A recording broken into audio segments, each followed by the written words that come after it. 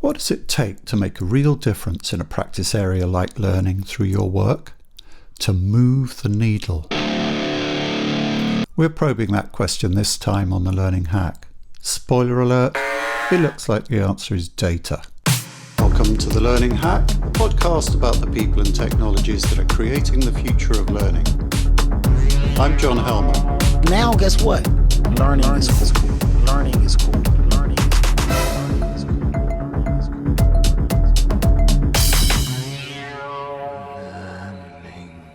Towards maturity was a bit of an oddity among analysts of the learning field. It was sometimes a bit hard to say what it was. A research organisation, a benchmarking consultancy. Through its yearly survey of L&D leaders and less frequently learners, it strove to report on, but also to improve the skills and attitudes of learning professionals. From 2003 onwards, the data hoard that it amassed through these surveys amounted to a longitudinal study of the L&D profession, focusing attention on the skills and mindset needed to make a difference in an organisation through learning. In doing this, it quite possibly changed the way that the profession thought of itself for good. My guest this time on the Learning Hack helmed that organisation for 15 years from its inception until 2019. Kate Fitzgerald, Head of Facts. Tell us about her. Hack Facts. Laura Overton began her working life as secretary to the training manager at Lloyd's Register of Shipping, then rose to become head of international marketing at Smartforce, a company that dominated the nascent e-learning industry around the turn of the century. Towards maturity grew out of a government initiative, with Laura steering it to independence and commercial success before it was bought out by Emerald Group. She is now an award-winning international speaker, author and facilitator with multiple institutional fellowships. Phew. So, Jay Curtis, Head of Themes, what did we talk about? Initially, John, you focused on the things that Laura is doing now, including the Emerging Stronger initiative. But quite a lot of the conversation centred on her interesting career in learning and what seems to have been its major themes, the skills and mindset in L&D. I'm always interested in what Laura is up to, and it always seems that she is most interested in what she's about to do next rather than talking about the past. But I wanted to get her to look back on her career and reflect on the struggles she has been involved in to change the status and professionalism of L&D. Does she think she managed to move the needle?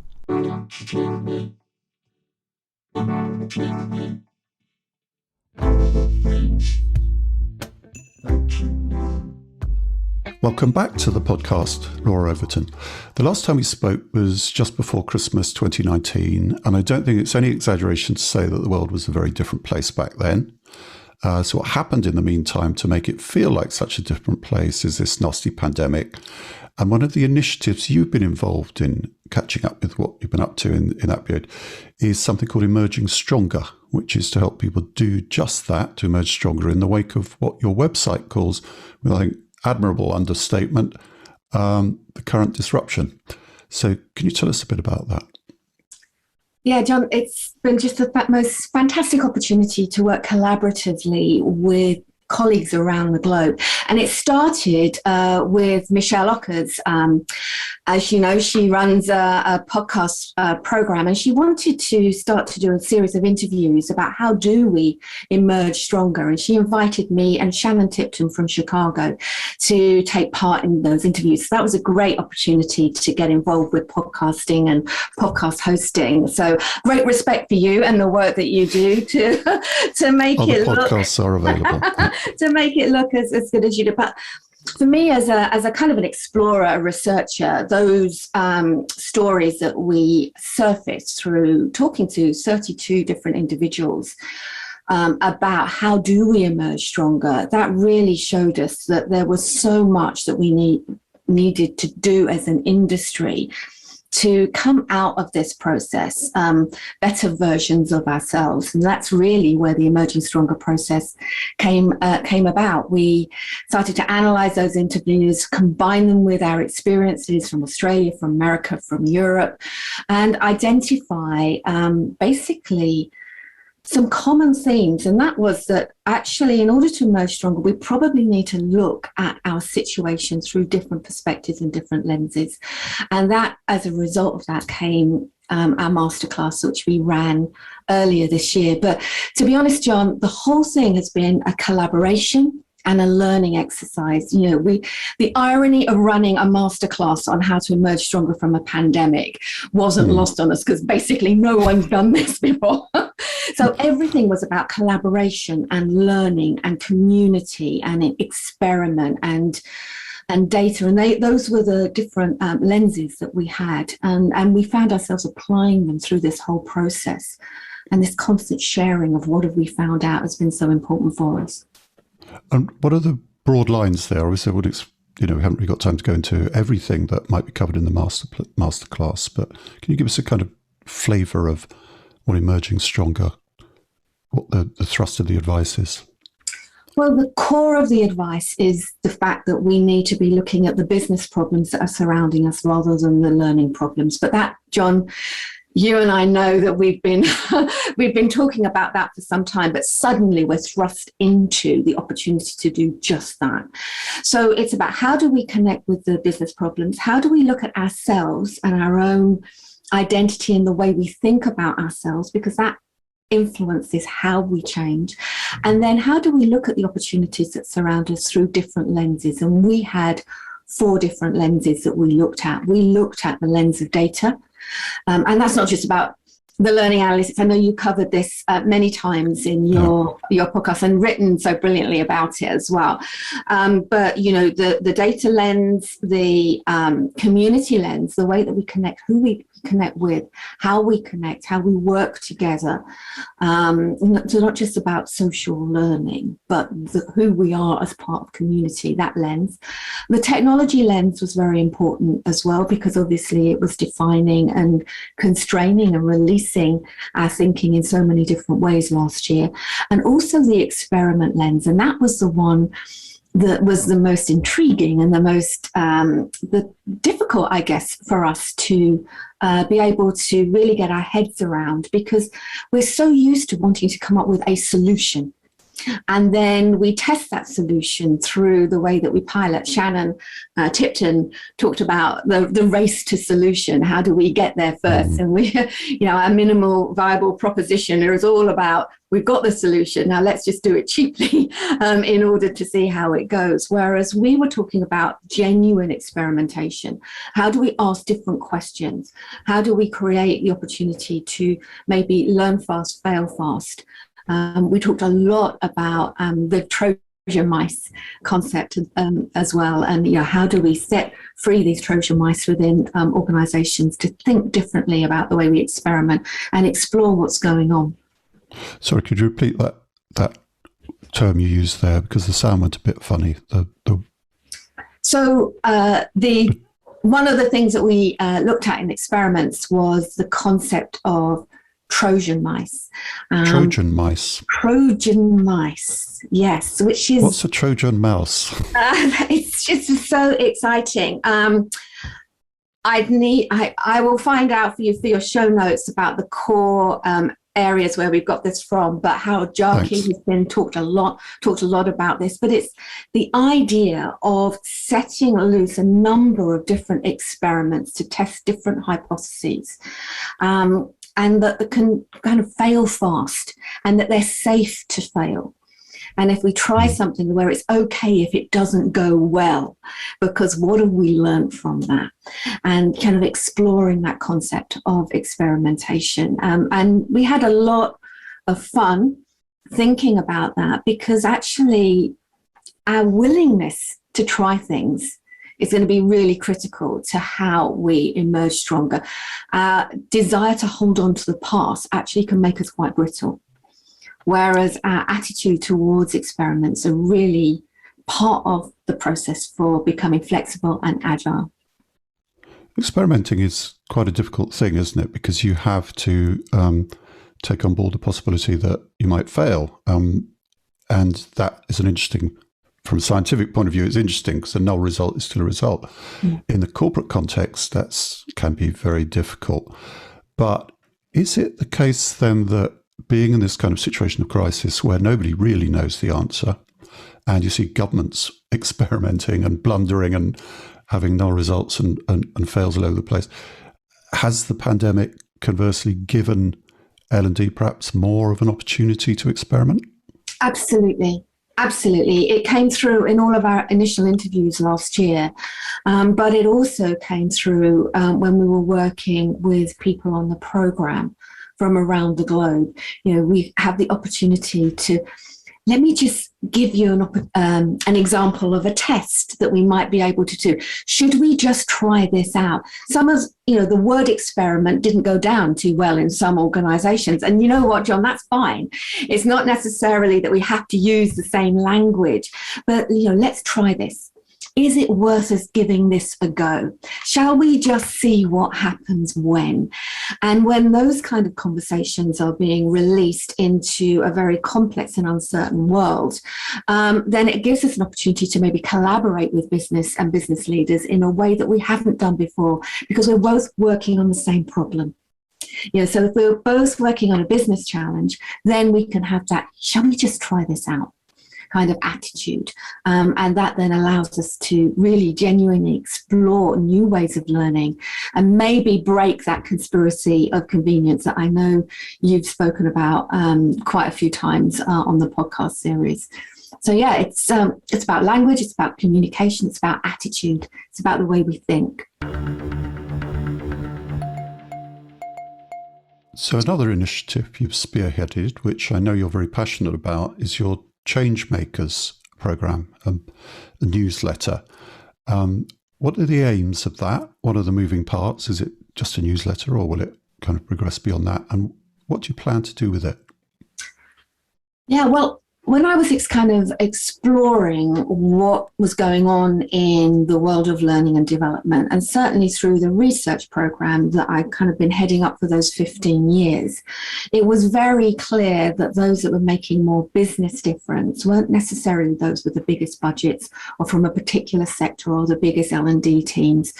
These were individuals or teams that were seeing that something needed to be done in their organization and that they were willing to tackle it through ways that perhaps hadn't been tried before. So in the early days, that role of learning innovation, learning technology, moving through into, learning in the flow of work, different learning, all of these things that were new at one point in time. And so it really struck me that Bill Drayton's work with Ashoka, this kind of social entrepreneurs learning changemaker initiative, everyone's a changemaker, resonated with me so much, John, because basically what the Ashoka changemakers are talking about is the fact that, anyone can see a challenge in society and in community and potentially do something about it, whether it's at a completely local level or at a high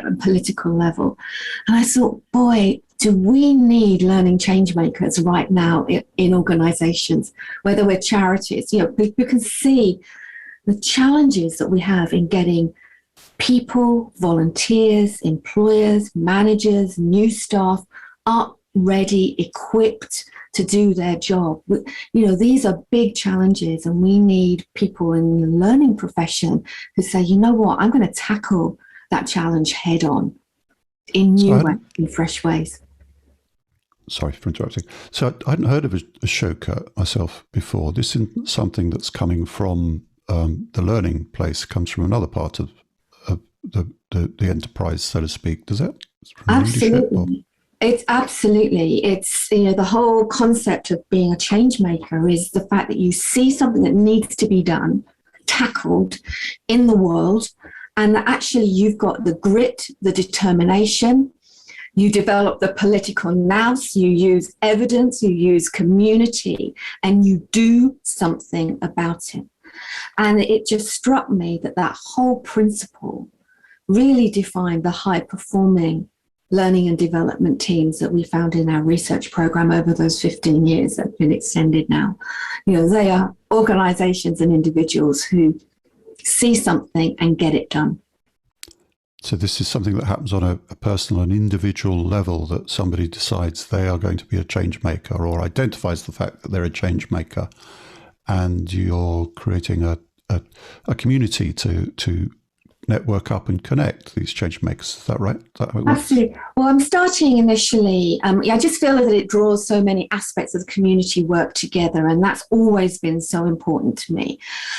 Is that many of us are working on different challenges at different times, and we need to encourage each other.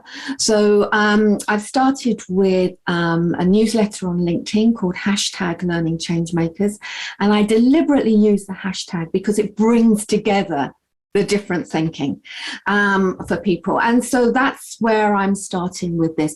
Where it goes, John, is going to be a matter of, how does the community connect with it? Do we want to work together? I see change makers coming out of the supplier community, and I know you've interviewed a number of them through on your podcast. I see change makers coming through learning design. I see change makers being in the line of business. In the latest interview that I published was actually with a business manager whose experience of learning meant that he went on to influence the way that his team not only worked together, but learnt together and grew together. So, change makers for me aren't just from the L&D team. They are about those individuals who want to make a difference in helping their organization get better equipped and ready for the future. And maybe the odd person from the analyst community as well. Absolutely. We're all working together on this. We're all working together on this, and we need to have a voice and to hold each other accountable. And I think we all have a role to play in this. One of the things you've been very focused on in your career is the L&D mindset, and the position of L&D in the organisation, the skills issues, all the topics that kind of cluster around that large topic. So I think it's worth asking the question, before we drill into that a bit in your past, how you got into it yourself initially. I think you started off in marine insurance. No. I started off in learning and development, actually, in marine insurance, but I always wanted to be a learning and development professional, although it was a training professional then in the mid 80s, dare I say that. But I joined as a new graduate with a combined degree in maths and psychology. So I'd always had a kind of a logical angle in my thinking, combined with that people angle. And that work in those early days, I had the opportunity to work with technology. And I think that's how I got into this, because it just made sense. Some of the things that were happening with technology resonated with what I'd learned in theory in my psychology degree about how adults learn. It's kind of self-paced at the time, just in time, just at that point of need, all of those kinds of things. And so that's really what got me into it. But I realized very rapidly, by working in the technology-enabled learning side of the industry for 15 years, that actually it was the business results of your activity that really made the difference to the organization, to the culture, to the return on investment. It was all about business first. And I realized there was so little independent research about what we do with these tools to actually help people to move quickly. So that's really, I guess, my journey in a nutshell. And in 2002, where I left that organization and my curiosity kicked in. So in terms of sort of my work in this, it's always been driven by curiosity of how is it that we as learning professionals can make a difference to business? What is it that we need to do? So I've always started any piece of work with is what's the business difference we want to make with business, and then work backwards to find out how we can do that. Okay, I'm not going to let you skip over the years at Smartforce. I think it's very interesting. I've recently been writing about that moment, the turn of the millennium, when the learning industry as we know it sort of came into its birth. It's been called the Cambrian explosion of e-learning by Donald Clark. And you were eventually head of international marketing at Smartforce, which I think was one of the biggest e-learning company in the world at that time. Yes. I remember going to one of your very glitzy events, and you were probably one of the people the days when we had shuttling me from one day. room to another. But when I kind of got into the learning industry, which was then, you'd already been in it for a while. What was it like, that kind of period leading up to that, where you saw this industry taking off? How did that feel? Did you? I mean, with your background, with having learned about learning quite a bit, did it feel like the launch trajectory was right, or? Oh, John, it was probably the most exciting time to be working in the industry.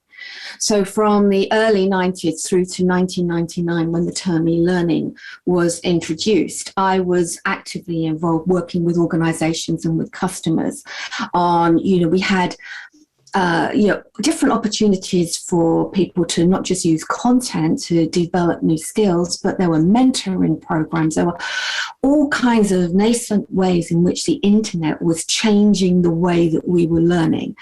But it was only in 1999 that I was working it was called CBT Systems at the time, when we became Smartforce. And Jay Cross was working with us over in the States at that time as well.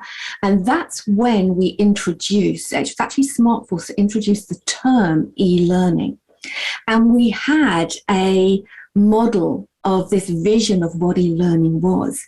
We used to call it the egg, but it was all around, someone having an individual pathway through content that had been created, through resources and dynamic content that the internet made available to us, access to community and connection, and access through platform and data. And each individual could take a flow through that process. It was so dynamic. And in fact, actually, I do remember in 2009, 2010, putting the egg back up 10 years later. I keep looking for it. It keeps disappearing. And I cut the names and everything out, and I talked about it. And everyone, wouldn't it be great if we could have that?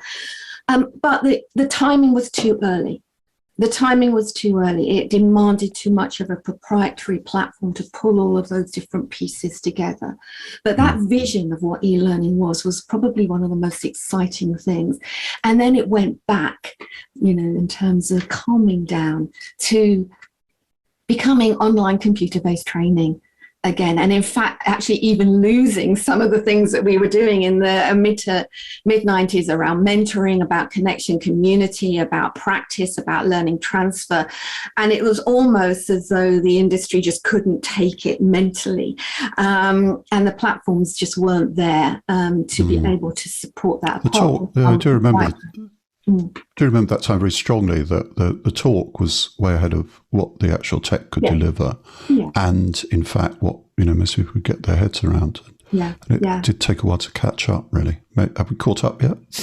Well, there's a lot that's been done in the past that can teach us about the future, and I think that's the amazing thing about being involved in the industry for so long. You learn what to let go of, but you learn what to keep hold of, because it will inform our decisions in the future. And I think we talk a lot about evidence, but we don't necessarily talk about evidence involved in the practice of changing habits of learning professionals and changing the way that we think about things, about how we drive better business value. And that's the practice that I've been most interested in, since leaving Smartforce at that point in time, because the tools are there and they're even better now. But the way that we use them, the approach that we take, and the way that we have to influence change within the organization, we've never really got to grips with that. The way we work has changed, and the way we learn is changing too. But 70% of organisations don't feel that their learning systems can really cope with all this change. It seems there is a disconnect between what learners need right now and what most learning suites provide. In a new white paper, Ben Betts and I tell the story of how this disconnect happened and lay out a vision for what a modern learning system ought to be and do. It's called Sweet Dreams, and you can read it now. So let's move on now to what you're perhaps most famous for, which is Towards Maturity, the learning. I remember having sessions with you to try and work out what it was called, but a learning research benchmarking organization that you founded and led for 15 years, I think, including the initial pre-commercial phase. It did a unique job in taking yearly soundings of the L&D profession and trying to move it in the process more towards delivering measurable value and outcomes for the organization it serves. I mean, that's a continuing theme in your work is, we've got to create business outcomes, we've got to create value through what we're doing. Towards Maturity is no more. It's swallowed up by the Emerald Group. But how do you reflect on its legacy now? Did you move the needle?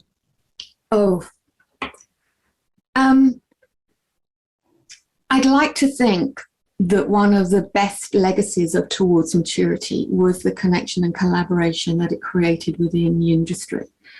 Although I had a lot of experience personally in effective learning implementation, my own experience was data in its own right. I think what made Towards Maturity so unique in the industry was its collaboration by working with thought leaders around the globe, by deconstructing the different models that were being used and saying, okay, well, if someone was using, I know you've had Charles Jennings on the program, really in those early days, if someone was genuinely getting involved with 70-10-10, how would we deconstruct that? What behaviors would we see? So, it's that deconstructed behaviors that went into the Towards Maturity process at the time. And my understanding is Emerald have done a lot of analysis on those questions, and they are still as powerful and unique today and form the bedrock of the way that they have continued that work. So community, collaboration, deconstructing and taking the trendy jargon away from the actual process, I think was probably one of the greatest things that we helped achieve for the industry. Now, of course, with data, people then reconstruct it into their latest, newest thing. And everyone likes to look at data to find their own ideas reconfirmed in it. But for me, I think that collaboration and connection with the industry, the way that we got it sponsored was just phenomenal. The way that the government were involved with it, the way that it was, we had ambassadors and we used to say, you're all putting money in, but you're all doing something completely different. We got to play nicely here because this is about the industry. And I think that was one of the unique elements. Plus the language we introduced over the years, John, has become standard now. People talk about learning landscapes. They talk about, as a customer, the learner as a customer. They talk about marketing, all of the types of stuff that we were talking about 10, 12 years ago has become core language now. And the models are being used to influence change literally around the globe. It's just that the people don't often talk about it. For me, one of the often unappreciated sides of Towards Maturity was that it was a longitudinal study. Yeah. People didn't necessarily get that. One of the downsides of that was that you'd ask the same questions again and again, and the movement from year to year when you did your launch wasn't always that much. Was it frustrating to see how slowly L&D were moving forwards and in fact sometimes slipped back? Yes, but there's always a question why. I guess, I was always surrounded by an amazing team working towards maturity. Jenny Dixon, again, Amatage, who is now heading up research for Emerald, for Emerald Works and Mind Tools for Business. But for me, it was about why. It was about the question. It was about curiosity. And by having such a breadth of longitudinal data, we could cut that data in different ways in order to explore those questions. And what we found was that those that were at the more mature end, the high-performing learning cultures, those that were scoring higher on the index, which at the time was the Towards Maturity Index, it's now the Organizational Learning Index, they were forging ahead faster, quicker. They broke away from the pack in terms of business results, and also in terms of the way they were innovating internally. So when you've got that much data, John, you can then say, okay, well, what can we learn from each other from different parts of the journey? The concept of towards maturity is that, we're not all there. We're not all there immediately. Someone's always like one step ahead. And I'd like to give you a quote actually from a paper that I've read quite recently, where it says about, thinking about this information longitudinal study. It said, information about the past is only of compelling interest to the extent that it helps the business grapple with critical issues that it faces right now and for the future. And two of my favourite authors, John Helmer and Ben Betts, wrote that. And Sorry. I was listening very intently. Who wrote this? But the thing is that how can our experiences, how can our data of the past help us prepare for the future? And that's where the longitudinal study really steps in. And in fact, it was never more a year where we needed this insight over the last 15 years than it was last year. Never more. Important to help us prepare and to connect. So yes, it was frustrating, but it constantly gave us pathways into the future that we could codify, that we could map out, that we could communicate to others if they chose to go down that route. Recently, I saw some research on L&D skills that Jane Bozarth of the Learning Guild was presenting. She's going to be on the podcast soon.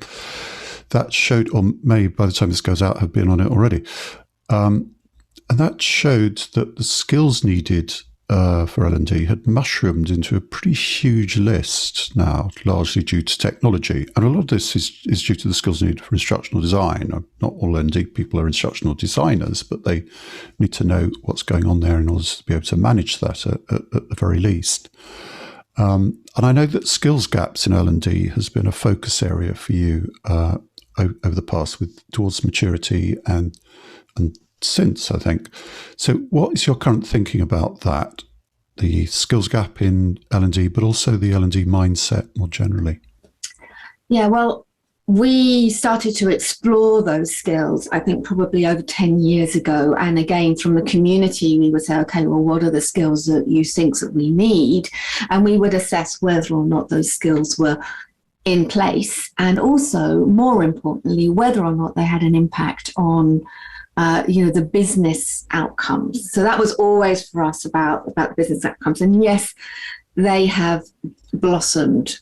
I absolutely agree. The work of the LPI, the work that Jane's been doing, they're all coming to a very similar point that say we need too much. Now, for me, I think that potentially could be massively overwhelming in terms, particularly if you're an individual in an organization, maybe a small, medium business, and you want to make a difference. So recently, again, through the Emerging Stronger work, one of the things that I started to look at is what influences our own behavior. Obviously, our skills are one of those things, but our attitudes are also something that's really important. And since I was looking at that, James Clear brought out a book on atomic habits, and was talking about our habits that we create as being, if we want to get a better outcome, you want to lose weight or whatever, then we need to change our eating habits. But actually, our habits are equally driven by our core identity of how we see ourselves. And it made me realize that actually the mindset that we have as learning individuals, how we see our identity, whether we're a learning designer or a learning leader, how we see ourselves is actually possibly more critical than potentially the skills that we have, because we can surround ourselves with great people who've got those skills, but it's how we see ourselves. So, that certainly has been my area of focus more recently, is around our core thinking habits. For example, how do we see our value? Do we see ourselves, our identity, as being, driven by the learning solutions we bring to an organization, or the way that we bring business solutions to the organization? That will influence how we approach a problem. If we see ourselves as learning providing a learning solution all the time, you know, we're going to be constraining ourselves. Whereas if we see ourselves providing a business solution, another example is how do we see you know, the way our role is? Do we see ourselves as the expert? And this comes back to your skills issue. You know, if we feel the pressure that we have to be the expert team in all of these things, then we're under a lot of pressure to build up a lot of skills. So do we see ourselves as independent, or do we see ourselves as interdependent? And it's the way we bring our skills to work with others that influences us. So I think and there are five or six mindsets that we've kind of explored that really define who we are and perhaps how we need to adjust how we think about ourselves. And then that will adjust how we think about the skills that we're going to need to bring, the skills that we need to borrow, and the skills that might be already surrounding us if only we work differently within the organization. So that's an area, that whole mindset area is something that I'm particularly interested in at the moment, because I think it's what's been holding us back. We all know the theory, but the practice, our thinking habits, the things we repeat all the time are actually influencing what we end up doing on a day-to-day basis.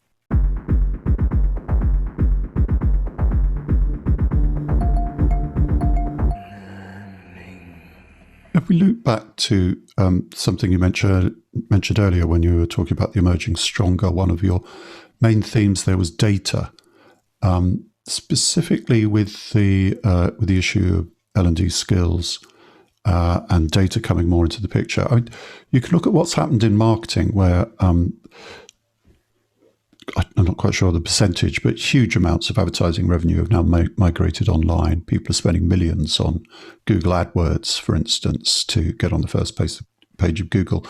And manipulating all that sort of thing becomes a particular skill set. So you see in marketing departments a change in the way the skill set is, but also the way it has to be managed, because suddenly you've got these data wonks who do nothing else but work out how much Google's going to spend for you that day. And perhaps, you know, you can see the thing flying apart with the brand experts at one end still kind of crapping on, and the data people at the other are doing something very different. Could you imagine or is there in fact a similar thing happening already within L&D? And how does that alter the mindset when it comes to leading an L&D department? Well, I think data, that when we start to look at data lens with the emerging stronger perspective, it wasn't about, you know, what data do your systems create for you, or, you know, how much data can you get from the behavior of individuals in terms of where they're connecting. But we looked at it from the perspective of, you know, we are surrounded by data. And again, you know, the paper that you guys have created, you know, that canvas is a really helpful perspective on looking at all of the different types of data that we've got. But the more critical thing that we need to do is not gather it all in and get completely overwhelmed by it, but is actually understanding the questions that we need to ask. Now, you don't have to be a data analyst to actually understand, well, what is it that we need to ask of this data? What are we trying to achieve? I think in your canvas, you talk about it as being a hypothesis that you are exploring. That's where our professional perspectives as a learning professional really kick in. And so it's not about who's got the data, where can I get the data, my business won't help me with the data, but if we had that data, what questions might we be able to explore? If we start with the right questions, then we'll be able to get the right team around us to be able to achieve that. And we're not just having to prove ourselves. We're working with other people to deliver a better business result. And I think one of the biggest challenges that we've had, back to your point about marketing data, is can we prove ourselves? Can we prove that we shouldn't be cut from the business right now? And then we threw up all of this data through the dashboards to say, oh, we've done this and we've shifted that. But have we asked the right question to begin with? And I think that's really where our strength's going to lie moving forward. Does that make sense? Yeah, it feels like there is a change of mindset there. If you're moving towards that hypothesizing, asking questions, perhaps a more scientific approach in some senses. That that really is a change. Yeah, and you know what? We talk about science. Comes back to experimenting as well, which you were talking about. Yeah, but we talk about science, but, as your guests have pointed out, many of us come into this perspective from a people perspective. And, I look back, although in one sense, I regretted my degree choice. I had combined, sort of mathematical logic with people in my original degree. And yet, we're often people professionals in this world. And even the word science and the scientific and the data and the evidence can be quite frightening. But actually, it's our curiosity. It's our curiosity that drives that, and that taps back into our kind of a love of people and our love of wanting to make a difference. For me, learning and development is all about one thing. How do we get people equipped and ready? I know everyone talks about performance and this and that and the other, but for me, it's how do we get people equipped and ready? And if our curiosity then kicks in and we genuinely want to know the answer to that, data suddenly becomes an opportunity to explore. It doesn't become something that we've got to learn how to handle, but we want to explore it. And that gives us our own motivation to get perhaps involved in these wide range of skills that we hadn't been done before. It has to be driven by our own curiosity. And there's never been a better time to kind of like express that because there's so much change going on. There's so much complexity. It's okay to ask those questions and be interested in the answers. Just an aside, really, an observation, nothing more. I always find it curious when people talk about that phrase that L&D people are people. I'm a people person. Because reading about B.F. Skinner recently, from a certain point of view, B.F. Skinner was a people person. Yes. who's intimately interested in people. Yeah. What seems to be quite a chilling and peculiar way. Yes. But I don't think being a people person necessarily holds you back from taking elements of a scientific view that, Absolutely. And I think we need to embrace that. But if we have to change the language in order to embrace it and not so caught up on definitions, a language of experiment, the language of curiosity, the language of asking questions rather than the language of data and hypothesis and scientific. Do you know, it's, I'm excited by all of that. But all of us need to be more curious about how we can make a difference and help people become equipped and ready. And when we are, there's so much out there for us to explore. Lastly, how can people get involved in the initiatives that you're involved in at the moment? How can they follow you? What's the best place for them to follow you? Well, I think the best place to follow me personally is going to be on LinkedIn and to a certain extent Twitter, at Laura Overton. The hashtag LearningChangemakers newsletter comes out regularly. We tackle a number of different topics, but it's also a place where I'm very keen to explore collaboration. How do we work together? I do quite a lot of sounding board work or just exploring what are the next stages. So that's probably the best place to find me. But the Emerging Stronger, all the white papers we've written, part of our ethos under Emerging Stronger is to explore and share, whether it's through the masterclasses or whether it's through, the papers or the podcasts that are created under that program. And you'll be able to find those under emergentmasterclass.com. And I'll give you the link for the show notes. Lovely, Laura. Thank you. You've made a massive contribution, I think, to the industry, and you've made a great contribution to the podcast today. So thank you very much. Oh, it's always a pleasure. And thank you for bringing so many different perspectives via Learning Hacks. You're welcome. That's all on the Learning Hack podcast for this time. Many thanks to Laura and thanks to our sponsors, Learning Pool. The Learning Hack is completely independent and transparently funded by sponsorship. If you want to help us, please like, follow, rate, review and subscribe on your podcast platform of choice or on YouTube. Next week, there'll be a new episode of Great Minds on Learning. This one's about the instructionalists, Mager, Bloom, Gagne, Merrill, Taylor. Then watch out for the next Learning Hack episode, which is about what movies and TV can teach us about learning. Stay classy, learning people. Bye for now.